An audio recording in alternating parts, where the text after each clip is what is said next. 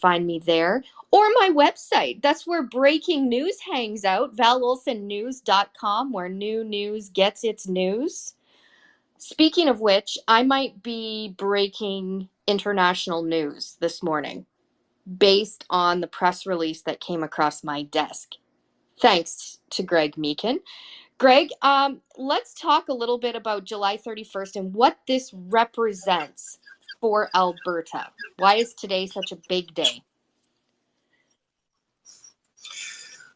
Well, I think to me, in my mind, in my heart, because this has been almost a 2-year journey, Val, as you know, just kind of this Alberta 51 and the mission, the movement, the desire for freedom. But it's a big day in that it's the first time in my heart, I'm kind of getting a feel for Alberta and what the actual numbers are up there.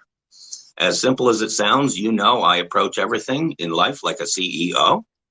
And 2 years ago, I continued to ask people, okay, well, if a free and fair referendum were held up in Alberta, with the question being, do you want Alberta to be the 51st state of the United States?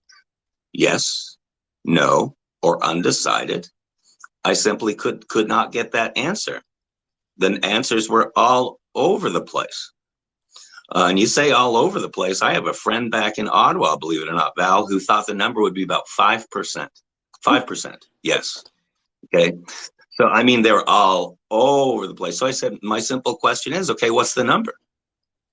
And whether right, wrong, or somewhere in between, I feel in my heart I've got it. I did a press release this morning releasing what we found up to this point. What is July 31st, 2023 for Albertans right now? I would say it's the end of the beginning. That's what I would say. I'd go Winston Churchill on this, saying that's the end of the beginning. Because everything I'm seeing, and I was totaling, I think, as you know, I was totaling numbers at 4 or 5 o'clock in the morning just to make sure I felt comfortable. And I determined that 857,523 Albertans, eligible Albertans, would vote yes. That's my number. And we'll talk about that a little bit more. We'll delve into it a little bit more. But what that basically tells me is, let's go for it. I've got plenty in my quiver right now to at least begin chit-chatting with the U.S. Senate. That's down the road. So I assure people just, kind of don't even worry on that end. But I got the answer in my heart. And there's obviously lots and lots of discussion and dissection to go into it and stuff. But I would kind of